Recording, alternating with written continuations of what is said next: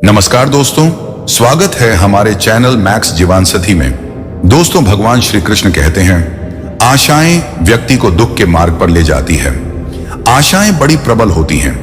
आशा अनुरूप कार्य होने पर जहां खुशी मिलती है, वहीं आशा के विरुद्ध कार्य होने पर दुख का पहाड़ टूट जाता है।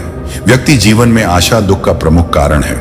हम अपने संबंधों के साथ जीते हैं, उत्सव मनाते हैं, खेलते हैं, खाते हैं, आनंद मनाते हैं, किंतु जब कोई प्रिय हमसे दूर चला जाता है, इस संसार से चला जाता है, तब हम दुर्बल हो जाते हैं, सदा दुखी रहते हैं। क्या यह होना चाहिए? इस प्रकृति को देखिए। वृक्ष पत्तों के झड़ने से शोक नहीं मनाता, वह नए पत्तों के आने का स्वागत करता है। कल आप भी किसी स्थान पर आए थे और कल आपके स्थान पर कोई और अवश्य आएगा, क्योंकि यह परिवर्तन है, यह प्रकृति का नियम है। इसमें शोक कैसा? जो छूटा उसका शोक मनाने के स्थान पर जो मिलेगा या जो आपके पास है, उसका आनंद उठाइए। जो लोग ये कहते हैं कि अपनों के आगे झुकने में बुराई नहीं, उन्हें मालूम होना चाहिए कि जो अपने होते हैं वह कभी झुकने नहीं देते। श्री कृष्ण कहते हैं, जब से मनुष्य का जन्म हुआ है, जान पहचान का महत्व है। आज के युग में तो व्यक्ति का मूल्यांकन ही इससे किया जाता है कि उसकी पहचान कहां तक है। क्यों, आपके आसपास भी कई ऐसे लोग होंगे जो पहचान के बल पर आपको लाभ देंगे। ऐसे कई लोग होंगे जो पहचान से काम पालेंगे, धन अर्जित कर लेंगे, किंतु आप तनिक सोचिए, क्या यह ठीक है? पहचान से मिला काम आपके साथ तब तक रहेगा जब तक आपके उनसे मधुर संबंध होंगे। संबंधों में खटास आई और काम निकल गया। हाथ से तो अब क्या किया जाए? इसका उत्तर है, अपना काम पूरे मन से करो, अपना काम निश्चल भाव से करो, क्योंकि पहचान से मिला काम अधिक समय तक नहीं टिकेगा, किंतु काम से मिली पहचान युगों युगों तक टिकेगी। श्री कृष्ण कहते हैं, किसी में भी अके दुनिया को बदलने की ताकत नहीं है, लेकिन आप पानी में एक पत्थर फेंककर कई तरंगे पैदा करने के समान बहुत कुछ कर सकते हैं। हर कोई जानता है कि हम क्या हैं, पर यह नहीं जानते कि हम क्या बन सकते हैं। अगर आपने अंदर की खूबी को पहचान लिया तो आप सब कुछ प्राप्त कर सकते हैं। जीवन में कभी भी दुख से न डरो, क्योंकि जब ठोकर लगती है तभी मनुष्य सीखता है और संभल कर चलता है। मनुष्य की गलतफहमी है कि भाग्य ही सब कुछ है, लेकिन भा नाम की कोई चीज नहीं होती। इसकी केवल मनुष्य ही पूजा करता है। अगर मनुष्य अपने जीवन में यह सोचता है कि उसके सोचने मात्र से कार्य सफल हो जाएंगे, तो यह उसकी सबसे बड़ी भूल होगी, क्योंकि शेर को भी अपना शिकार खुद ही करना पड़ता है। भाग्य तभी होता है जब मनुष्य कर्म करता है, और कर्म नहीं करता है तो वही भाग्य अभिशाप बन जाता है।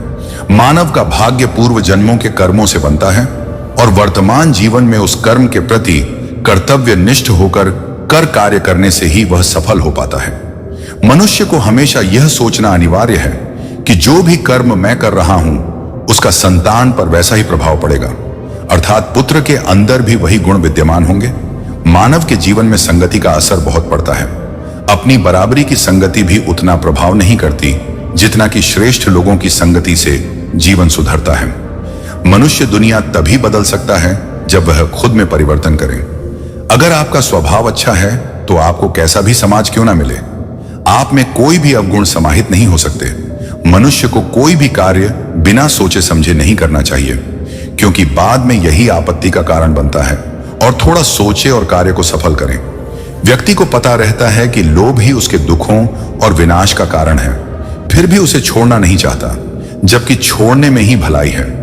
जीवन में याद रखना, कभी किसी कस्मों का अग्नि मत बनना, क्योंकि कार्य सिद्ध होने पर सबको सराहना मिलती है और बिगड़ने पर उसी व्यक्ति को क्षति पहुंचती है।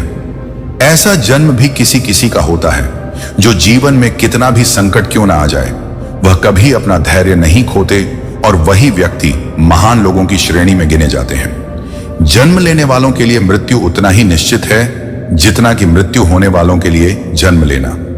इसलिए जो अपरिहार्य है उस पर शोक मत करो। वह जो वास्तविकता में मेरे उत्कृष्ट जन्म और गतिविधियों को समझता है, वह शरीर त्यागने के बाद पुनः जन्म नहीं लेता और मेरे धाम को प्राप्त होता है। जो होने वाला है वह होकर ही रहता है, और जो नहीं होने वाला कभी नहीं होता। ऐसा निश्चय जिनकी बुद्धि में होता है, उन्हें चिंता कभी नहीं सताती। अपने परम भक्तों जो हमेशा मेरा स्मरण या एक चित्त मन से मेरा पूजन करते हैं, मैं व्यक्तिगत रूप से उनके कल्याण का उत्तरदायित्व लेता हूं।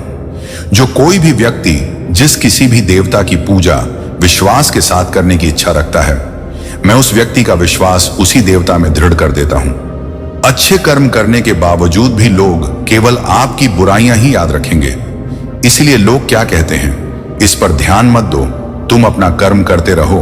मानव कल्याण भगवत गीता का प्रमुख उद्देश्य है। इसलिए मनुष्य को अपने कर्तव्यों का पालन करते समय मानव कल्याण को प्राथमिकता दे देना चाहिए। इतिहास कहता है कल सुख था, विज्ञान कहता है कल सुख होगा, लेकिन धर्म कहता है। क्या आपको भी ऐसा लगता है कि आप दिन रात सिर्फ चिंताओं में घिरे रहते हैं? छोटी से छोटी बात भी दिल में डर पैदा कर देती है। कभी भविष्य की चिंता, कभी अपनों की, तो कभी अपनी ही असफलताओं का डर। ऐसा लगता है मानो यह चिंता हमारे हर पल की साथी बन गई है। आपने देखा होगा जब हम अकेले होते हैं तब यह चिंता और भी ज्यादा गहरा जाती है। मन उलझा उलझा सा लगता है और जैसे ही कुछ अच्छा होने लगता है दिल में फिर से एक नई चिंता घर कर लेती है। क्या यह सुख हमेशा रहेगा या फिर कोई नया मुश्किल वक्त आने वाला है? श्री कृष्ण ने हजारों साल पहले हमें वह मार्ग दिखाया था जो इन चिंताओं से हमें मुक्त कर सकता है। उनके शब्दों में ऐसी ताकत है जो हमें ना केवल सुकून देती है बल्कि जीवन के हर तूफान से लड़ने की शक्ति भी देती है। आज हम उन्हीं अमूल्य बातों को याद करेंगे जो श्री कृष्ण ने अर्जुन को बताई थी जब वह खुद भी भ्रम और चिंता में घिरे हुए थे। तो अगर आप भी जीवन की इस कठिन राह पर शांति और सुकून पाना चाहते हैं, इस वीडियो को अंत तक जरूर देखिए। स्वप्न और लक्ष्य कितने समान लगते हैं, इन दोनों की व्यक्ति कल्पना करता है, इन दोनों को व्यक्ति पाना चाहता है, और यह दोनों पूर्ण हो तो व्यक्ति स्वयं को भाग्यशाली भी समझता है। किंतु इन दोनों में अंतर है। अंतर यह है कि स्वप्न के लिए बिना मेहनत की नींद चाहिए और लक्ष्य के लिए बिना नींद की मेहनत। जो व्यक्ति स्वप्न में देखने में रह जाता है, उठने के पश्चात उसके हाथ खाली रहते हैं, और जो व्यक्ति मेहनत करता है सोते समय उसके हाथ उसका लक्ष्य होता है। इसीलिए यदि स्वप्न भी देखो तो लक्ष्य समझ के दीपक जलाकर कार्य कितना सुखमय होता है। प्रकाश की लौ मानो भीतर जाकर मन में उल्लास भर देती है। यह मैंने क्या कर दिया, मैंने इसे बुझा क्यों दिया, जबकि इसी से मैंने अन्य दियों को जलाया है। क्योंकि जब तक यह तीली अन्य बातिन को जला रही थी तब तक यह जल रही थी, किंतु जब इसने ऐसा करना छोड़ दिया तो इसे स्वयं बुझना पड़ा। जीवन में इसी प्रकार प्रकाश देने का नाम है। जीवन में शुभ काम करोगे, परोपकार करोगे, किसी की सहायता करोगे तो जीवित रहोगे, और जिस दिन यह देना बंद कर दिया, श्वास लेने के पश्चात भी मृत समान होगी। इसलिए जब तक सांस है आशा रूपी प्रकाश का संचार करते रहिए। विश्वास कीजिए मृत्यु के पश्चात भी अमर रहेंगे। श्री कृष्ण कहते हैं जब से मनुष्य जाति का अस्तित्व बना है तभी से युद्ध भी अस्तित्व में आया है। युद्ध जो कभी धन का द्वंद्व बनकर सामने आता है, तो कभी सुरक्षा का हथियार बनकर, कभी विजय की भूख के लिए, तो कभी पराजय टालने के लिए। किंतु वास्तविकता तो यह है, यदि आपको आगे बढ़ना है तो बाधाओं से युद्ध करना होगा। परंतु युद्ध के लिए सज्ज रहना इतना महत्वपूर्ण नहीं जितना महत्वपूर्ण है यह समझना कि युद्ध को टाला कब जा सकता है। क्योंकि सबसे सफल युद्ध वही होता है जो कभी लड़ाई ना जाए। चाहे आप युद्ध में विजय प्राप्त करके स्वयं का मान तो बढ़ा लोगे, किंतु अपना बल खो दोगे। इसलिए जहां तक हो सके युद्ध को टाली, इस शक्ति को संग्रहित करो ताकि जब यह युद्ध धर्म बनकर सामने आए आप उसे पूरे बल के साथ लड़ सको। श्री कृष्ण कहते हैं इस जीवन में अधिक सीधा होना, सरल होना भी अनुचित। जो सरल और सीधे स्वभाव का होता है लोग उसका अनायास फायदा उठाते हैं। यह जीवन एक रणभूमि है, यहां निरंतर संघर्षों का सामना करना पड़ता है। इस संघर्ष रूपी महाभारत में स्वयं अपना सारथी, अपना मार्गदर्शक और योद्धा बनना होता है। जिनकी किस्मत अच्छी होती है, जिनके पास किसी साधन की कोई कमी नहीं होती, वह थोड़ा सा भी कष्ट नहीं झेलते। थोड़ी सी भी कमी होने पर भगवान को कोसते हैं। वहीं जिनके पास अभाव होता है, जिनके पास साधन की कमी होती है, उनके पास थोड़ी सी भी बरकत हो या खुशी मिले, वह भगवान को धन्यवाद करते हैं। यह पृथ्वी नश्वर है, यहाँ सब कुछ गतिमान है। जिस प्रकार सुख दुख में जीवन आता जाता है, उसी प्रकार मृत्यु और जन्म यहाँ लगे रहते हैं। इसमें खुश होना या दुख मनाना, व्यर्थ मुख से माफी देना और हृदय से माफी देने में काफी अंतर है। मुख द्वारा दी गई माफी को तत्काल प्राप्त किया जा सकता है, किंतु दिल की माफी प्राप्त करने में उम्र बीत जाती है। प्रभु अपने भक्तों की सदैव परीक्षा लेते रहते हैं। इस परीक्षा में भक्तों को अनेकों कष्टों का सामना करना पड़ता है। सामान्य लोग इसे अपना दुख मानकर पीछा छोड़ाते हैं, वहीं साधक तथा प्रेमी प्रभु की इच्छा समझकर उसका सामना करते हैं। सांसारिक सुख क्षणिक होता है। जो सुख आज प्राप्त हो रहा है वह सुख स्थायी नहीं है। यह सुख आपके साथ सर्वदा नहीं रहने वाला। आपको दुख भी प्राप्त होगा, परंतु संसार से वियोग अर्थात मुक्ति परम आनंद को प्राप्त कराती है। यह ईश्वर तक पहुंचाती है। माना जाता है कि जीवन के पूर्व कर्मों का फल इसी जन्म में होता है। जितने भी रिश्ते नाते सुख दुख व्यक्तिगत जीवन में प्राप्त होते हैं वह पूर्व जन्मों का फल है, वरना कौन इतनी बड़ी दुनिया में आपसे दिल लगाता है। राधा और कृष्ण दोनों अवतारी थे। दोनों का जन्म कुछ विशेष परिस्थितियों के लिए हुआ था। उन दोनों का मिलना बिछड़ना बस एक प्रक्रिया मात्र थी, जिसके माध्यम से प्रेम का वास्तविक रूप समाज में दिखाना था। आस्था और प्रेम पर व्यक्ति का स्वयं नियंत्रण होता है। जहां आस्था और प्रेम लग जाता है वहीं श्री कृष्ण के दर्शन हो जाते हैं, क्योंकि श्री कृष्ण सर्वव्यापी हैं। कृष्ण को जो भी भक्त सच्चे हृदय से पुकारता है वह उनके साथ सदैव खड़े हो जाते हैं। प्रहलाद जैसा विश्वास, भीलनी जैसी आशा और द्रौपदी जैसी पुकार, मीरा जैसा इंतजार। अगर सभी शुद्ध हो तो कृष्ण को तो आना ही पड़ता है। इंसान की सोच ही सबसे बड़ी पहचान है, वरना दुनिया में एक नाम के अनेक इंसान हैं। मनुष्य का जीवन केवल उसके कर्मों पर चलता है। जैसा कर्म वैसा जीवन। मन अशांत हो तो उसे नियंत्रित करना कठिन है, लेकिन अभ्यास से इसे वश में किया जा सकता है। दिव्यता केवल शक्तिशाली होने में नहीं, बल्कि वास्तविक दिव्यता दूसरों में शक्ति जागृत करने में है। मन की गतिविधियां, होश, श्वास और भावनाओं के माध्यम से भगवान की शक्ति सदा तुम्हारे साथ है। जीवन में वाणी को संयम में रखना अनिवार्य है, क्योंकि वाणी से दिए हुए घाव कभी भरे नहीं जा सकते। जब हम स्वयं जीवन के शिल्पकार हैं तो चलो हम अपनी मुश्किलों को हराते हैं, जीवन में मुस्कुराते हैं। एक बार माफ करके अच्छे बन जाओ, पर दोबारा उस इंसान पर भरोसा करके बेवकूफ कभी ना बनो। ना हार चाहिए, ना जीत चाहिए। जीवन में अच्छी सफलता के लिए परिवार और कुछ मित्र का साथ चाहिए। दुखों का अंत होता है और शांत चित्त मनुष्य की बुद्धि शीघ्र स्थिर होकर परमात्मा से युक्त हो जाती है। एक समय की बात है, गांव के एक किनारे पर श्याम नाम का एक बुजुर्ग व्यक्ति रहता था। उसकी सफेद घनी दाढ़ी और पुराने फटे कपड़े उसकी सादगी और गरीबी की झलक दिखाते थे, लेकिन उसकी आंखों में एक खास चमक थी जिसे शायद ही किसी ने समझा हो। लोग अक्सर सोचते कि श्याम इस कठिन जीवन में भी इतना शांत और संतुष्ट कैसे रह सकता है। हर सुबह श्याम अपने छोटे से कच्चे मकान के सामने बैठकर भगवान कान्हा के भजन गाता और गांव वाले उसकी मधुर आवाज सुनकर अपनी सुबह की शुरुआत करते थे। श्याम की जिंदगी में उसकी सबसे बड़ी दौलत उसकी अटूट भक्ति थी। उसके पास न पैसा था, न कोई संपत्ति, लेकिन उसके पास कुछ था जो अनमोल था।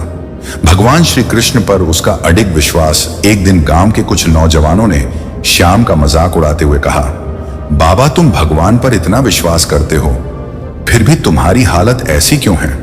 क्या क्या भगवान ने तुम्हारी कभी मदद नहीं की? यह सुनकर श्याम हल्के से मुस्कुराया और बोला, भगवान ने मेरी मदद उसी दिन कर दी थी जब मैंने पहली बार उनका नाम लिया था। मेरे पास जो शांति और संतोष है उसे किसी दौलत से खरीदा नहीं जा सकता। लेकिन गांव में सब ऐसा नहीं मानते थे। कुछ लोगों को श्याम के विश्वास पर संदेह हुआ।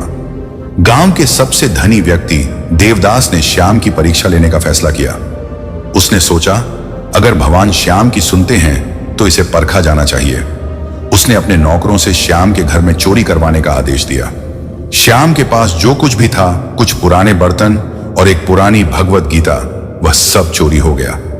अगले दिन जब गांव वाले श्याम के पास पहुंचे तो उन्होंने देखा कि उसका घर पूरी तरह खाली हो चुका था। सबको लगा कि श्याम अब उदास हो जाएगा, लेकिन इसके विपरीत श्याम अब भी उसी शांत और संतोष भरी मुद्रा में बैठा भगवान का नाम जपा था। यह देखकर देवदास और बाकी लोग चकित रह गए। देवदास ने कहा, बाबा अब आपके पास कुछ भी नहीं बचा क्या? आप कहेंगे कि भगवान आपकी मदद करेंगे। श्याम ने हंसते हुए उत्तर दिया, जो कुछ था वह भगवान का था, उन्होंने लिया तो क्या हुआ? मेरी असली दौलत मेरे दिल में है।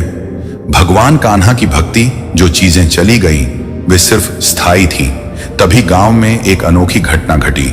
श्याम के घर के पास लगे एक पेड़ की जड़ से अचानक कुछ चमकता हुआ बाहर निकला।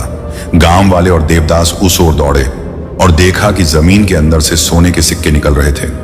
ये देखकर सभी हैरान रह गए। देवदास सोचने लगा कि शायद श्याम की भक्ति का यह फल है। लोग कहने लगे, बाबा ये तो चमत्कार है। श्याम ने गहरी सांस ली और मुस्कुराते हुए कहा, यह भगवान का संकेत है कि जो सच्चे मन से भक्ति करता है उसकी हर जरूरत का ध्यान रखा जाता। लेकिन यह सोना मेरे लिए नहीं है, इसे गांव के गरीब लोगों में बांट दो। भगवान ने इसे उनके लिए भेजा है जो इसकी सच्ची जरूरत में है। इस घटना के बाद गांव के सभी लोग श्याम के पास आए और अपनी गलतियों के लिए माफी मांगी। देवदास ने भी अपनी संपत्ति का एक बड़ा हिस्सा गांव के गरीबों में बांटने का संकल्प लिया। श्याम ने सभी को समझाया कि सच्ची भक्ति का अर्थ सिर्फ पूजा पाठ नहीं, बल्कि भगवान पर अटूट विश्वास। दूसरों की सेवा में यह कहानी श्याम की है, जिसने सादगी और सच्ची भक्ति से भगवान को पाया और गांव के लोगों को भी यह सिखाया कि सच्ची दौलत मन की शांति और संतोष में होती है, न कि भौतिक वस्तुओं में। इस कहानी का संदेश सरल और गहरा है। सच्ची भक्ति केवल मंदिरों में पूजा अर्चना करने में नहीं, बल्कि दूसरों की सेवा करने और ईश्वर पर बिना किसी शर्त के विश्वास रखने में। श्याम की तरह जिसने अपनी जिंदगी में कुछ भी ना होने पर भी अपनी भक्ति और विश्वास को डगमगाने नहीं दिया।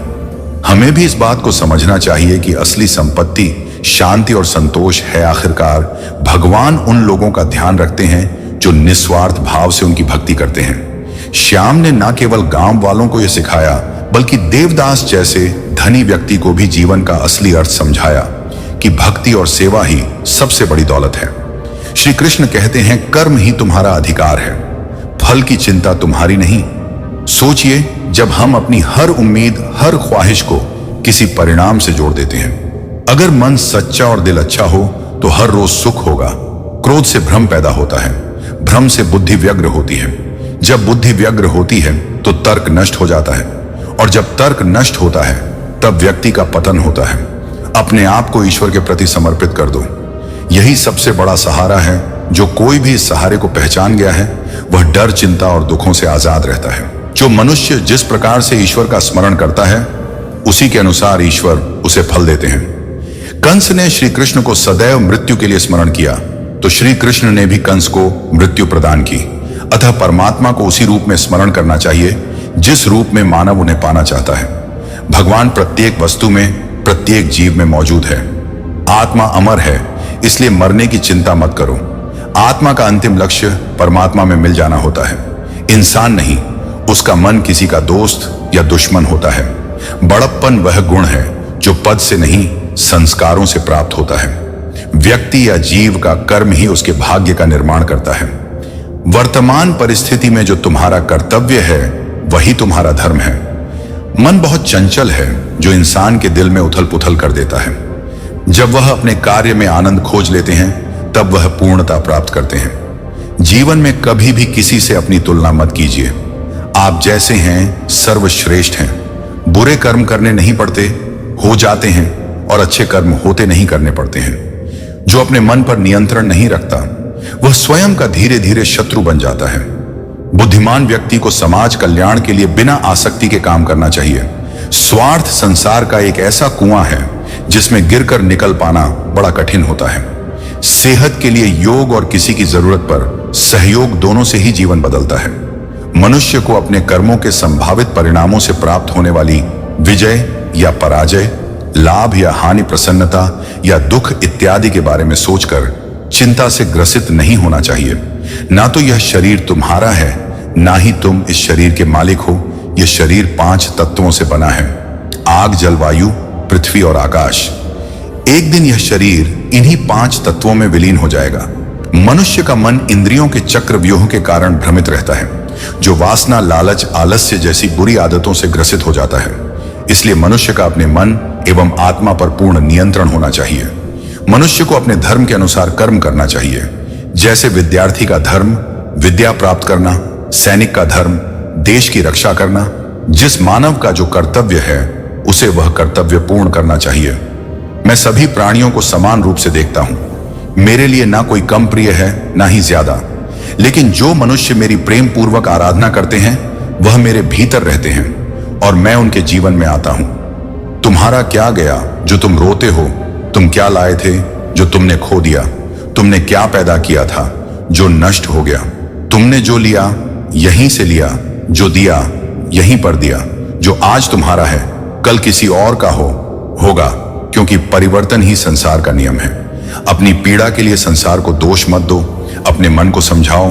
तुम्हारे मन का परिवर्तन ही तुम्हारे दुखों का अंत है। यदि कोई व्यक्ति प्रेम से, भक्ति से पुष्प, फल, जल भी मुझे चढ़ा दे तो उसी भाव से उसे स्वीकार करता हूं।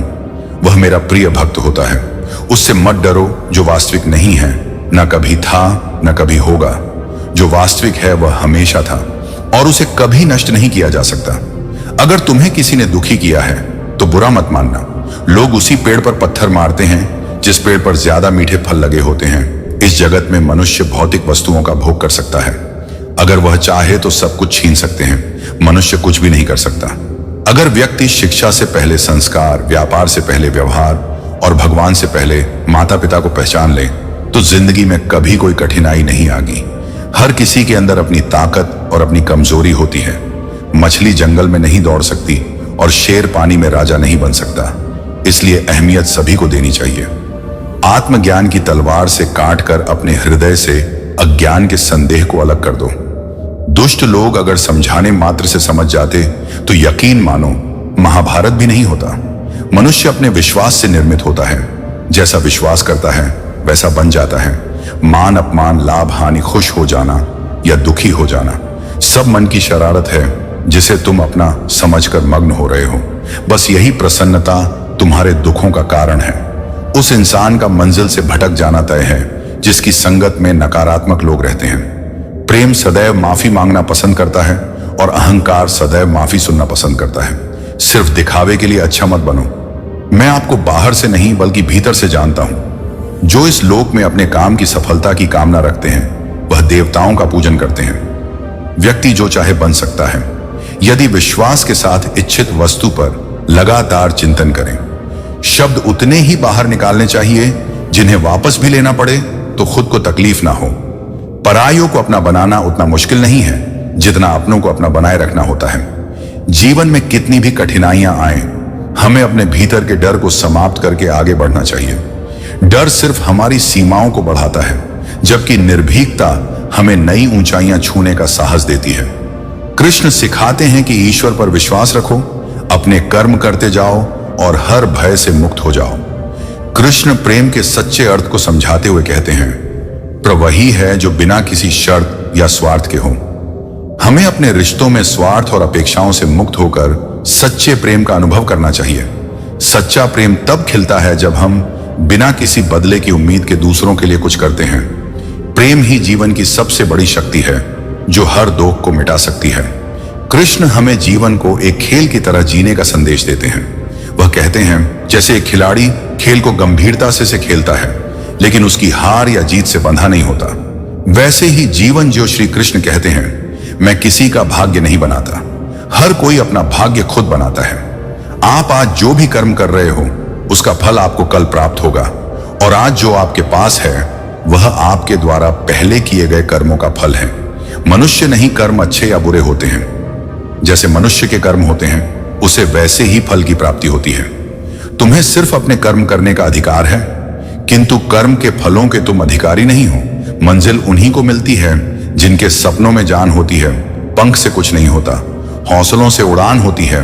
हौसले बुलंद कर रास्तों पर चलते तुझे तेरा मुकाम मिल जाएगा। बढ़कर अकेला तू फैल कर देखकर तुझको काफिला खुद बन जाएगा। सफर में मुश्किलें आए तो हिम्मत और बढ़ती है। अगर कोई रास्ता रोके तो जुर्रत और बढ़ती है। अगर बिकने पर आ जाओ तो घट जाता है। दम अक्सर ना बिकने का इरादा हो तो कीमत और बढ़ती है। चेहरे तो समय के साथ सब बदल लेते हैं, लेकिन हालतों को बदलने वाला ही हालातों की बात करता है। शायद यह चेहरा मेरा नहीं है, लेकिन कुछ चेहरे देखकर मुझे मेरा चेहरा बदलने का मन करता है। जो किसी के फैन हैं उनका कभी कोई फैन नहीं बनता। बिना दूरी तय किए हुए कहीं दूर आप नहीं पहुंच सकते। अगर आप फेलियर को अटेंशन नहीं देंगे तो आपको कभी भी सक्सेस नहीं मिलेगी। महानता वह नहीं होती कि आप गिर गए और उठे ही ना। महानता उसे कहते हैं जब आप गिरकर बार बार उठते हैं। अगर सूरज की तरह जलना है तो रोज उगना पड़ेगा। नामुमकिन कुछ भी नहीं है। हम वे सब कर सकते हैं जो हम सोच सकते हैं, और वह सब सोच सकते हैं जो हमने कभी नहीं सोचा कि सब कुछ संभव है। समय सीमा पर काम खत्म कर लेना काफी नहीं है। मैं समय सीमा से पहले काम खत्म होने की अपेक्षा करता हूं। हवाओं ने मुझे हताश करने की बहुत कोशिश की। मैं वह परिंदा बना जिसने ऊंची उड़ान भरना सही समझा। अपार आशाओं का खेल था सारा। मैंने इस खेल को समझा और देखते ही देखते जीत मेरी ही हुई। समस्याओं के समाधान खोजने वाला व्यक्ति ही सफलताओं की सत्ता प्राप्त करता है। समाज के एक धड़े ने मुझे रोकने के अनेकों प्रयास किए। हकीकत तो यह है कि समाज ने ही मुझे आज सफल बनाया है। मेरी मर्यादा पर सवाल उठाने वाले साए आज सफलताओं के प्रकाश में कहीं घूम गए हैं। कई रातें जागी हैं आज के महान सवेरे के लिए, जहां निज प्रयासों को मैं सफल होते देख पा रहा हूं। जितना हो सका मैंने खुद के सुखों को त्यागा है। सफलता के आंगन में आज मेरा हर आंसू खुशी से नाचा है। जिंदगी तेरी थिरकन पर थिरक रहा। मैं एक उम्र बाद थिरकना बंद किया तो सफलता के सही लहों के बारे में जान पाया। जीवन में अपने लक्ष्य के लिए दृढ़ संकल्पित होना आवश्यक होता है। इसी से मानव सफलता पाता है। मेहनत करना ही आपका पहला कर्म होना चाहिए, क्योंकि सफलता उसी को मिलती है जो मेहनती होता है। श्री कृष्ण कहते हैं, जब जब धरती पर पाप बढ़ता है, धर्म की हानि होती है, तब तब मैं आता हूं। यह तो आप सब जानते हैं, किंतु क्या कभी आपने यह सोचा है कि क्यों मैं इस धरा का जीव बनकर ही अवतरित हुआ? क्यों मैं मनुष्य के रूप में ही आपके बीच रहता हूं? संसार में पाप और पुण्य संतुलन में चलते हैं, किंतु जब पाप सीमा से आगे बढ़ जाता है तो मुझे यहां आना ही होता है। कारण यह है कि आप मुझे भुला देते हैं। चौंकिए मत, मैं आप में ही बसता हूं। बस आप स्वयं के भीतर बसे परमात्मा को भूलने लगते हैं, इसलिए मुझे आना पड़ता है आपको यह बताने कि सारी शक्ति आप में ही समाहित है। पर आप क्या करते हैं? मेरा सम्मान करते हैं, मुझसे शक्ति मांगने लगते हैं, भांति भांति की इच्छाएं मेरे सामने रखते हैं। मुझे आपकी श्रद्धा से कोई आपत्ति नहीं है। मुझे आपत्ति है उस भाव से जो आपको दुर्बल बनाता है। परमात्मा में श्रद्धा रखिए, किंतु स्वयं की आत्मा पर भी विश्वास रखिए, क्योंकि इस संसार में ऐसा कुछ भी नहीं है जो आप नहीं कर सकते। हर नर में नारायण बसते हैं, हर नारी में लक्ष्मी तो पहचानिए। अपने भीतर के नारायण को और बदल दीजिए। समय के इस चक्र को मुझे प्रसन्नता होगी। मेरे अवतार लेने का वास्तविक प्रयोजन आपको समझ आया तो शंका त्याग कर शंकर बन जाइए, अन्यथा कंकड़ के समान रहना होगा। तब हम खुद को सीमित कर लेते हैं। जीवन में सफलता तब मिलती है जब हम निस्वार्थ भाव से पूरे मन से अपने कर्म करते हैं। बिना किसी डर के याद रखो, हर बीज अपने समय पर ही फल देता है। जीवन में हम अक्सर उस पर अफसोस करते हैं जो हमारे हाथ से निकल गया, लेकिन कृष्ण हमें सिखाते हैं कि हर अनुभव हमें कुछ ना कुछ सिखाने के लिए आता है। जो भी होता है वह हमारे भले के लिए होता है, चाहे हम उस पल में उसे ना समझ पाए। हर चुनौती, हर मुश्किल एक अवसर है हमारे भीतर छिपी शक्तियों को जगाने का। कृष्ण का एक और महत्वपूर्ण संदेश है, मन ही तुम्हारा सबसे बड़ा शत्रु है और वही तुम्हारा सबसे बड़ा मित्र। अगर हम अपने मन को सही दिशा में नियंत्रित कर ले तो कोई भी परेशानी हमें हिला नहीं सकती। ध्यान, संयम और धैर्य से हम अपने मन को शांत कर सकते हैं और जीवन में सच्ची खुशी पा सकते हैं। जब भी हम जीवन में अकेला महसूस करते हैं, निराश होते हैं, तब श्री कृष्ण की यह बात हमें सांत्वना देती है। वह कहते हैं, मैं तुम्हारे साथ हूं, चाहे कुछ भी हो जाए, बस मेरा स्मरण करो। मैं हर संकट में तुम्हें मार्ग दिखाऊंगा। कृष्ण की इस शक्ति को महसूस करें और विश्वास रखें कि हर समस्या का समाधान उनके आशीर्वाद से निकलेगा। श्री कृष्ण हमें यह सिखाते हैं कि जीवन में कुछ भी स्थायी नहीं है। दुख, सुख, समस्याएं और सफलताएं, सब कुछ बदलता रहता है। कृष्ण कहते हैं, परिवर्तन इस संसार का नियम है। अगर हम इस बात को समझ ले तो जीवन की छोटी छोटी परेशानियों से हमारा मन विचलित नहीं होगा। यह जानना जरूरी है कि जैसा वक्त आज है ऐसा हमेशा नहीं रहेगा। अगर आज मुश्किलें हैं तो कल उनके बाद खुशियों का नया सवेरा जरूर आएगा। कृष्ण ने गीता में मोह माया से दूरी बनाए रखने का उपदेश दिया है। वे कहते हैं, मनुष्य अपने बंधनों में इसलिए फंसता है क्योंकि वह माया के पीछे भागता है। हमारी अधिकांश परेशानियों की जड़ यही मोह है, हमारे रिश्तों, वस्तुओं और इच्छाओं का मोह। जब हम इन बंधनों से मुक्त होकर कृष्ण के सिखाए मार्ग पर चलते हैं, तब हमें सच्ची आजादी और शांति मिलती है। श्री कृष्ण हमें यह भी सिखाते हैं कि सत्य की हमेशा जीत होती है, भले ही असत्य कुछ समय के लिए प्रबल दिखे। वह कहते हैं सत्य के मार्ग पर चलने वाले को कभी हार का सामना नहीं करना पड़ता, क्योंकि सत्य ही परमात्मा का स्वरूप। जीवन में कितनी भी कठिनाइयां आए, अगर हम सत्य का पालन करते हैं तो अंततः हम विजय होते हैं। सत्य से ही हमारा जीवन सार्थक बनता है और दुनिया में हमारा सम्मान बढ़ता है।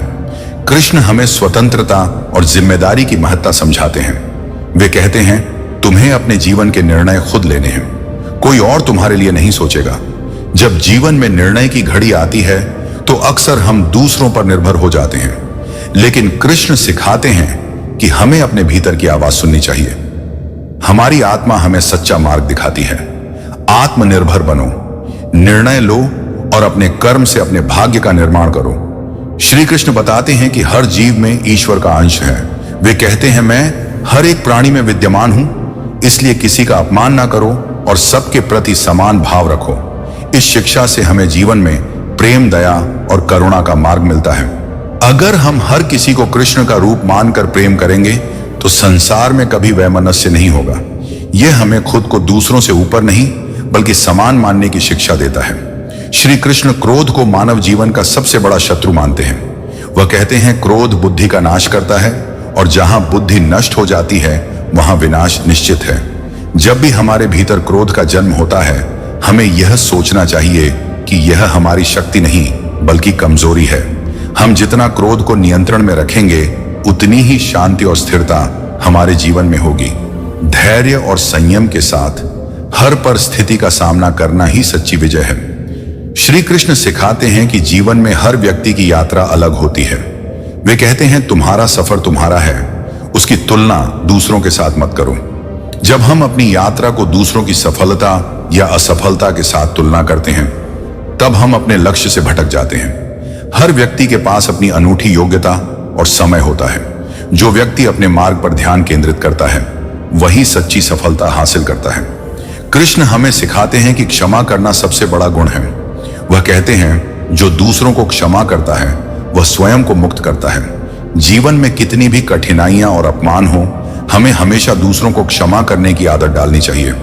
क्षमा से न केवल हमारे मन को शांति मिलती है बल्कि यह हमारे रिश्तों को भी मजबूत बनाता है। श्री कृष्ण का सबसे महत्वपूर्ण संदेश है भय को अपने जीवन से बाहर निकालो। वे कहते हैं जो निर्भीक रहता है वही सच्चा वीर है। श्री कृष्ण कहते हैं आत्मा ना कभी जन्म लेती है ना ही इसे कोई मार सकता है।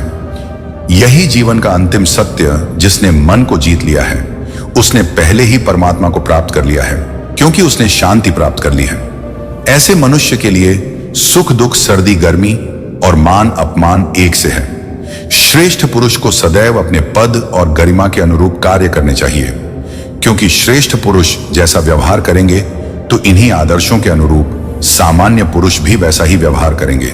सफलता जिस ताले में बंद रहती है वह दो चाबियां से खुलती है, एक कठिन परिश्रम और दूसरा दृढ़ संकल्प। मैं भूतकाल, वर्तमान और भविष्य काल के सभी जीवों को जानता हूं, लेकिन वास्तविकता में मुझे कोई नहीं जानता है। जो दान कर्तव्य समझकर बिना किसी संकोच के किसी जरूरतमंद व्यक्ति को दिया जाए वह सात्विक माना जाता है।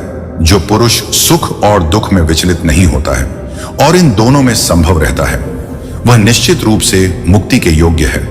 कर्म वह फल है जिसे इंसान को हर हाल में काटना ही पड़ता है, इसलिए हमेशा अच्छे बीज बोए ताकि फसल अच्छी हो। जो लोग भक्ति में श्रद्धा नहीं रखते वह मुझे पा नहीं सकते, अतः वह इस दुनिया में जन्म मृत्यु के रास्ते पर वापस आते रहते हैं। मेरे लिए ना कोई घृणित है ना प्रिय, किंतु जो व्यक्ति भक्ति के साथ मेरी पूजा करते हैं वह मेरे साथ हैं और मैं भी उनके साथ हूं। मनुष्य को जीवन की चुनौतियों से भागना नहीं चाहिए, ना ही भाग्य और ईश्वर की इच्छा जैसे बहाने का प्रयोग करना चाहिए।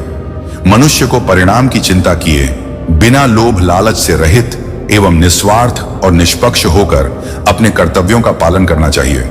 जिस तरह प्रकाश की ज्योति अंधेरे में चमकती है, ठीक उसी प्रकार सत्य भी चमकता है। इसलिए हमेशा सत्य की राह पर चलना चाहिए। जिस मनुष्य के अंदर ज्ञान की कमी और ईश्वर में श्रद्धा नहीं होती वह मनुष्य जीवन में कभी भी आनंद और सफलता को प्राप्त नहीं कर पाता। जब जब इस धरती पर पाप, अहंकार और अधर्म बढ़ेगा तो उसका विनाश कर धर्म की पुनः स्थापना करने हेतु मैं अवश्य अवतार लेता रहूंगा। वह व्यक्ति जो अपनी मृत्यु के समय मुझे याद करते हुए अपना शरीर त्याग है वह मेरे धाम को प्राप्त होता है और इसमें कोई संशय नहीं है। श्री कृष्ण कहते हैं, इंसान कितना भी परिश्रम कर ले या मन्नतें कर ले, समय से पहले किसी को कुछ नहीं मिलता। जिसको कभी कुछ नहीं मिला उसने समय की प्रतीक्षा नहीं की। जीवन में जितना संघर्ष करोगे, सफलता की कीमत उतनी ही अधिक हो, क्योंकि हीरे को तराशने में कई जख्मों से गुजरना पड़ता है। इस दुनिया में जो लोग सफल हुए हैं, उन्हें कोई वरदान नहीं था, ना ही उनका कोई विशेष जन्म हुआ था। वह अपनी मेहनत और कर्मों से ही महान बने। जो मनुष्य धोखे से या कूटनीति से सफलता हासिल करता है, वह सबसे बड़ा पापी होता है, क्योंकि शायद उसने किसी जरूरतमंद का जीवन तबाह किया हो। किसी कार्य के प्रति अगर आपका नजरिया तथा लग्न है, तो वह कार्य न जानते हुए भी आपको आधी सफलता तो दिलाई ही देता है। किसी भी अच्छे कार्य को शुरू करने के लिए कभी भी शुभ मुहूर्त की तलाश ना करें, क्योंकि शुभ मुहूर्त वही था जब आपने उसके बारे में सोचा था। आलस्य मनुष्य का सबसे बड़ा शत्रु है। जिस शरीर में रहता है उसका नाश कर देता है। योग करने से हमारा शरीर और मन जिस प्रकार से स्वस्थ होते हैं, उसी प्रकार से नियमित ध्यान करने से मस्तिष्क और हृदय पवित्र होता है। आलसी व्यक्ति के अंदर कभी विद्या का वास नहीं होता, बल्कि कृति तथा कुंभ भावना का विकास होता है। सत्य की हमेशा जिस प्रकार से जीत होती है, उसी प्रकार से परिश्रम की भी जीत होती है। भले उसमें थोड़ा समय अधिक लगता है। ज्ञान तो लगभग सभी के अंदर एक जैसा ही होता है, किंतु कुछ लोग उसको अपनी आदत बना देते हैं और कुछ लोग उसको अपनी सबसे बड़ी भूल बना देते हैं। श्री कृष्ण कहते हैं, हमारे पास अक्सर बहुत लोग आते हैं, कुछ को हम समय देते हैं, कुछ का हम तिरस्कार करते हैं, किंतु तिरस्कार कभी नहीं करना चाहिए। किसी व्यक्ति के पास आपके पास आने के 3 मुख्य कारण होते हैं: भाव, अभाव और प्रभाव। या यदि कोई आपके पास प्रेम भाव से आए तो उसे प्रेम दीजिए, सम्मान दीजिए। यदि कोई आपके पास अभाव में आए तो उसकी आवश्यकता समझे और जितना हो सके स्वयं से उसकी सहायता करें। और यदि कोई आपके पास प्रभाव के कारण आए तो उसको समुचित सम्मान दें, तो खुद को भाग्यशाली समझे कि कोई आपके प्रभाव में है, किंतु तिरस्कार कभी ना करें। तिरस्कार जन्म देता है कुंठा को, और कुंठा किसी को भी आपका शत्रु बना देती है। इसलिए मित्र बनाए। श्री कृष्ण कहते हैं, मनुष्य का स्वभाव है कमाना, संग्रह करना, फिर चाहे वह धन हो, नाते हो, संबंध हो या प्रसन्नता।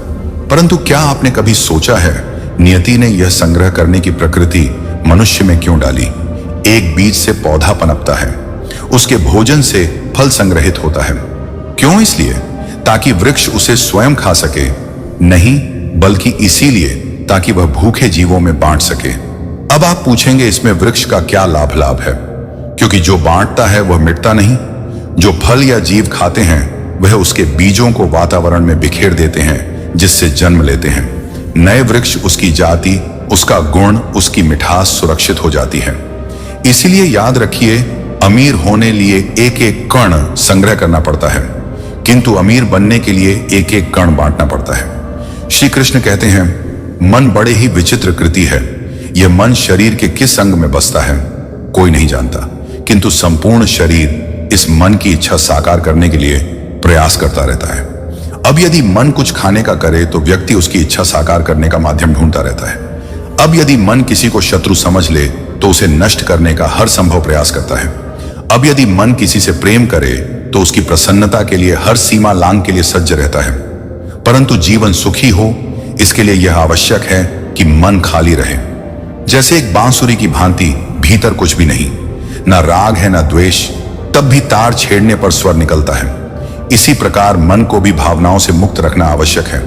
स्मरण रखिए, मन में कुछ भरकर झोगे तो मन भर के जी नहीं पाओगे। श्री कृष्ण कहते हैं, हम में ऐसा कोई नहीं होगा जिसने वृक्षों को नहीं देखा होगा, वृक्षों पर पक्षियों को ना देखा होगा, इनके घोंसले को ना देखा होगा, इन पक्षियों को अपने छोटे छोटे बच्चों को भोजन कराते ना देखा होगा। यह संसार का सबसे ममत्व वाला दृश्य होता है। चिड़ियां दूर से अपनी चोंच में दाना भरकर लाती हैं, उसे संतान की चोंच में डालती है, स्वयं भूखी रहती है, निस्वार्थ और निश्चल होती है, और संतान के पंख निकलते हैं तो उसे उड़ना सिखाती है और उसके पश्चात उसे स्वतंत्र कर देती है। अपना जीवन जीने के लिए, इस आकाश में उड़ान भरने के लिए हम मनुष्य क्या करते हैं? जिस संतान को हम पंछी की भांति पालते हैं, उसके पंख निकलते ही हम उसे बांध देते हैं, यह सोच के कि कहीं वह दूर उड़कर ना चला जाए। ऐसा नहीं है। इस स्थिति में माता पिता को संतान से प्रेम नहीं है, अवश्य है, किंतु इसमें प्रेम पर मोह पड़ जाता है, जो स्वयं अपने और संतान के बीच में बाधा बन जाता है। हम ये भूल जाते हैं कि हम केवल जन्मदाता हैं, भाग्य विधाता नहीं, और जब प्रेम मोह में आ जाए तो वह प्रेम नहीं स्वार्थ बन जाता है। इसलिए प्रेम को पास रखिए और मोह को दूर, क्योंकि जिससे प्रेम करते हैं उसका विकास नहीं रोका करते। मित्रों, जब हम जीवन में कठिनाइयों से जूझते हैं तब अक्सर हमें यह याद दिलाया जाता है कि माता पिता से बढ़कर कोई नहीं होता। वे हमारे पहले गुरु होते हैं जो अपने निस्वार्थ प्रेम और त्याग से हर कदम पर हमारा मार्गदर्शन करते हैं। उनकी भूमिका सिर्फ हमें जन्म देने तक सीमित नहीं होती, बल्कि वे हमारे जीवन की हर छोटी बड़ी चुनौती में हमारा सहारा बनते हैं। आज जो कुछ भी हम बन पाए हैं उसमें उनके संघर्ष, त्याग और असीमित प्रेम का बहुत बड़ा योगदान है। आज की भागदौड़ भरी जिंदगी में हम कभी कभी अपने माता पिता की अहमियत को नजरअंदाज कर देते हैं। हम ये सोचते हैं कि उनके विचार पुराने हो गए हैं, कि उनका दृष्टिकोण आज की दुनिया के हिसाब से नहीं है, लेकिन सच्चाई इससे बहुत अलग है। जैसे एक पेड़ की जड़ें उसकी स्थिरता का आधार होती हैं, वैसे ही माता पिता हमारे जीवन की नींव होते हैं। अगर हम उनकी उपेक्षा करेंगे तो हमारा जीवन भी उस पेड़ की तरह अस्थिर हो जाएगा जिसकी जड़ें कमजोर हो चुकी हों। उनका अनुभव हमारे लिए एक अमूल्य धरोहर है। जब हम संघर्षों में उलझे होते हैं तो उनका संबल ही हमें ढाढ़स देता है।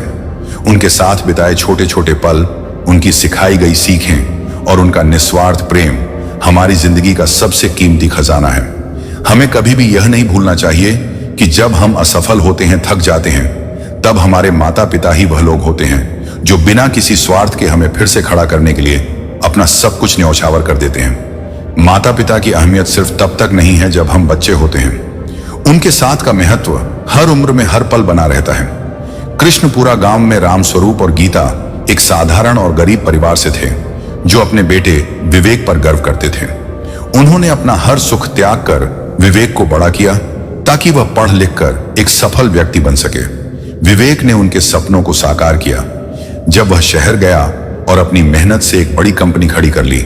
अब विवेक अमीर और प्रसिद्ध हो चुका था, लेकिन यह अमीरी धीरे धीरे उसे उसके माता पिता से दूर ले गई। सफलता ने उसे घमंडी बना दिया और अब उसे अपने माता पिता की कोई परवाह नहीं थी। उसने कभी उनकी आर्थिक सहायता करने की भी नहीं सोची। धीरे धीरे राम स्वरूप और गीता के पास जीने के लिए साधन कम होते गए।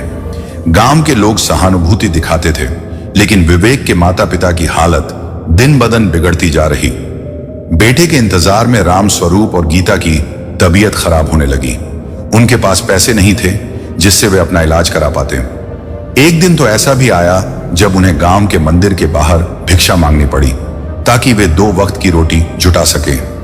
उनका शरीर धीरे धीरे कमजोर होता गया, लेकिन विवेक अपनी सफलता में इतना डूब चुका था कि उसे इस बात का कोई अंदाजा नहीं था। गीता अक्सर रोते हुए कहती, क्यों हमारा विवेक हमें भूल गया? हमने उसे अपनी सारी खुशियां दी और आज भी हमें बुलाकर बैठा है। राम स्वरूप चुपचाप उसकी बातें सुनते थे, लेकिन वह जानते थे कि उनका बेटा अब उन्हें कभी देखने नहीं आएगा। गांव वालों को भी उनकी दुर्दशा देखकर दुख होता था, लेकिन वे उनकी पूरी मदद नहीं कर सकते थे। तभी एक दिन गांव में एक साधु का आगमन हुआ। यह साधु कोई और नहीं बल्कि भगवान कृष्ण थे, जो विवेक को उसकी गलती का एहसास कराने के लिए साधु का रूप धारण करके आए थे। भगवान कृष्ण ने सोचा कि विवेक ने अपने माता पिता को दुख देकर अपने जीवन की सबसे बड़ी भूल की है और उसे सबक सिखाने का समय आ गया है। उन्होंने साधु का वेश धारण किया और विवेक के पास गए। जब कृष्ण साधु के रूप में विवेक से मिले तो उन्होंने उसे उसके माता पिता की स्थिति के बारे में चेतावनी दी। उन्होंने कहा, जो माता पिता को छोड़ता है वह जीवन में कभी सच्चा सुख नहीं पा सकता। तेरा धन तुझे कभी शांति नहीं देगा। अगर तू अब भी अपने माता पिता की चिंता नहीं करेगा तो वह समय दूर नहीं जब तू सब कुछ खो देगा। लेकिन विवेक ने उनकी बातों को नजरअंदाज कर दिया और अपनी दौलत और शोहरत में खोया रहा। कुछ महीनों बाद अचानक विवेक की कंपनी में समस्याएं आने लगी। पहले उसके सबसे भरोसेमंद साझेदारों ने उसे धोखा देना शुरू किया, फिर व्यापार में घाटा होने लगा और धीरे धीरे उसकी कंपनी दिवालिया होने के कगार पर आ गई। विवेक को समझ में नहीं आ रहा था कि ऐसा क्यों हो रहा है। उसके एक के बाद एक प्रोजेक्ट विफल हो रहे थे और उसके साथ काम करने वाले लोग भी उससे दूर होते जा रहे थे, जो कभी उसके अमीर दोस्तों की तरह उसके साथ रहते थे। वे अब उसे नजरअंदाज करने लगे थे। विवेक को धीरे धीरे समझ में आने लगा कि साधु की चेतावनी सच, भगवान कृष्ण की बातें उसकी जिंदगी में हकीकत बनकर सामने आ रही थी। इसी दौरान विवेक के जीवन में एक और बड़ी आपदा आई। उसे गांव से खबर मिली कि उसके माता पिता अब इस दुनिया में नहीं रहे। उनके अंतिम समय में राम स्वरूप और गीता को गांव के मंदिर के बाहर भिक्षा मांगनी पड़ी थी और उनकी खराब हालत ने उन्हें इस स्थिति में ला दिया था। यह खबर विवेक के लिए किसी बिजली की तरह थी। वह अंदर से टूट चुका था और गहरे पछतावे में डूब गया कि उसने अपनी सफलता के नशे में उन्हें भुला दिया। विवेक जब पूरी तरह से निराश और अकेला हो गया था, तभी वह साधु फिर से उसके सामने प्रकट हुआ। साधु ने एक कड़ी आवाज में कहा, मैंने तुम्हें पहले ही चेतावनी दी थी। विवेक, माता पिता का दुख भगवान के आशीर्वाद को भी छीन लेता है। तुमने उन्हें दुखी किया और इसके परिणाम स्वरूप तुमने अपना सब कुछ खो दिया। विवेक ने आंसू भरी आंखों से माफी मांगी और कहा, मुझे माफ कर दो महाराज, मैंने बहुत बड़ी गलती की है। मैं अपने माता पिता की सेवा नहीं कर सका और अब मैं उनके बिना इस दुनिया में अकेला हूं। साधु का रूप अचानक बदलने लगा और उनके स्थान पर भगवान श्री कृष्ण का दिव्य रूप प्रकट हुआ। विवेक ने यह देखकर आश्चर्य में आकर उनके चरणों में गिरते हुए कहा, प्रभु, आप साधु के रूप में मुझे मार्गदर्शन देने आए थे। भगवान कृष्ण ने विवेक को उठाया और कहा, हां विवेक, मैंने तुम्हें सही रास्ता दिखाने के लिए साधु का रूप धारण किया था। जो व्यक्ति अपने माता पिता को दुख देता है वह जीवन में कभी सच्ची सफलता और शांति नहीं पा सकता। लेकिन तुमने सच्चे दिल से अपनी गलती का एहसास किया है, इसीलिए मैं तुम्हें एक और मौका दे रहा हूं। भगवान कृष्ण ने विवेक को आशीर्वाद दिया और कहा, अब तुम्हें अपने माता पिता के नाम पर सेवा करनी होगी। तुम्हें कृष्णपुरा के लिए काम करना होगा। यही तुम्हारे जीवन की नई शुरुआत होगी। विवेक ने भगवान कृष्ण के सामने वचन दिया कि वह अपने माता पिता के नाम पर गरीबों की सेवा करेगा और गांव में एक स्कूल और अस्पताल बनवाए ताकि और किसी को उसके माता पिता की तरह कष्ट ना उठाना पड़े। भगवान कृष्ण के आशीर्वाद से विवेक की जिंदगी फिर से पटरी पर आने लगी। उसने अपने माता पिता की स्मृति में कृष्णपुरा में मुफ्त इलाज और शिक्षा का प्रबंध किया। विवेक अब पूरी तरह से बदल चुका था। उसने अपनी शेष जिंदगी अपने माता पिता की याद में समर्पित कर दी और उनके नाम का सम्मान करते हुए लोगों की सेवा की। अब वह जान चुका था कि सच्ची दौलत माता पिता का आशीर्वाद और उनके साथ बिताया हुआ समय होता है। इस कहानी से हमें यह सीख मिलती है कि जीवन में मां बाप से बढ़कर कोई नहीं होता। उनका दुख किसी भी व्यक्ति के जीवन को बर्बाद कर सकता है, जबकि उनका आशीर्वाद सबसे बड़ी दौलत होती है। भगवान कृष्ण ने विवेक को यह शिक्षा दी थी कि माता पिता की सेवा ही सच्ची सेवा है और यही जीवन को धन्य बनाती है। अक्सर अनजाने में हम माता पिता को दुख पहुंचा देते हैं, उनकी भावनाओं को समझने में असमर्थ होते हैं। जो व्यक्ति अपने माता पिता का आदर नहीं करता वह जीवन में कभी सच्ची सफलता प्राप्त नहीं कर सकता, चाहे कितना भी धन दौलत और शोहरत हो। अगर माता पिता का आशीर्वाद नहीं है तो जीवन का असली आनंद छिन जाता है। सच्ची सफलता माता पिता के आशीर्वाद के बिना अधूरी है।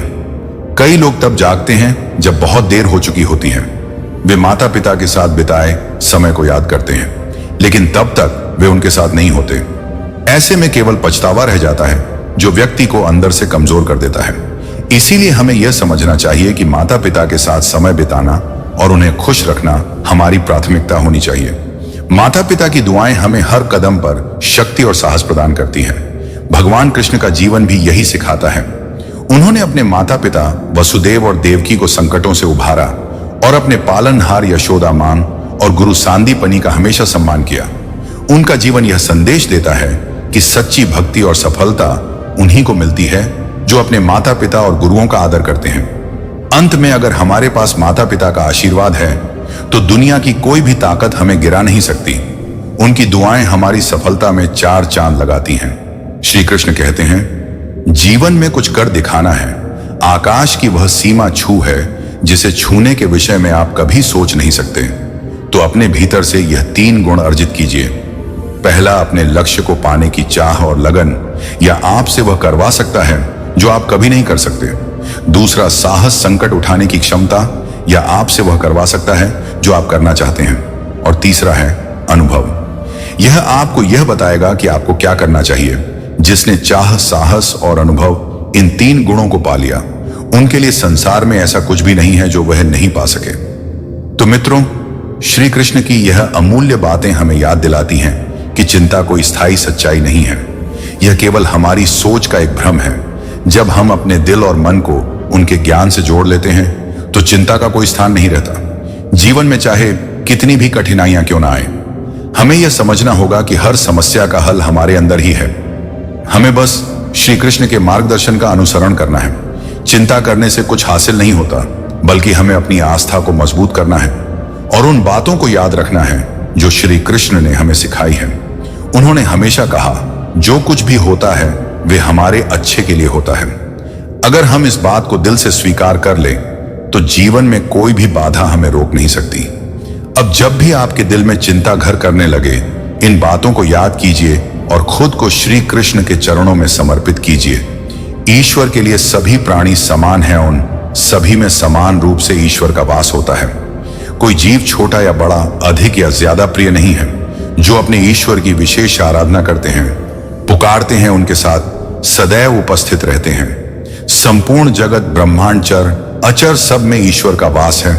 यह वही ई की माया है जो पूरे ब्रह्मांड में व्याप्त है। वही ईश्वर धरती पर मधुर संगीत है। वही ईश्वर अग्नि की ऊष्मा है। उसी ईश्वर का वास प्रत्येक प्राणी में है जो सन्यासियों के चित्त को शांत कर साधना में लीन करता है। वह आत्म संयम भी ईश्वर ही है।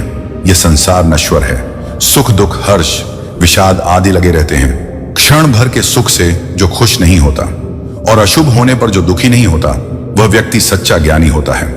उसे तो होता है कि यहां सब कुछ क्षण भर के लिए होता है, भले ही वह सुख हो या दुख। यह जीवन कर्म प्रधान है। जो व्यक्ति कर्म करके, परिश्रम करके अपने लिए कुछ अर्जित करता है, वह वास्तविक रूप से उस फल का भागी है। अन्यथा वह चोर की भांति है जिसे बैठे बिठाए सब मिल जाता है। जिस व्यक्ति के पास आपके लिए मान सम्मान और कद्र ना हो, उनके साथ रहना व्यर्थ। वह सदैव आपके लिए शत्रुता का भाव रखते हैं। ऐसे व्यक्ति के साथ रहने से उत्तम है कि आप अकेले रह। जब समस्याओं पर हमारा वश नहीं चलता, हम आरोप लगाते हैं इस संसार पर और वहां के लोगों पर सोचते हैं, काश यहां पर आया ही नहीं होता। एक किसान बंजर धरती पर जाता है। दोस्तों, अगर आपको हमारा यह वीडियो पसंद आया हो तो कमेंट में जय श्री राधे कृष्ण लिखना ना भूलें और ऐसे ही प्रेरणादायक वीडियो देखने के लिए हमारे चैनल को सब्सक्राइब कर लें। जय श्री कृष्ण।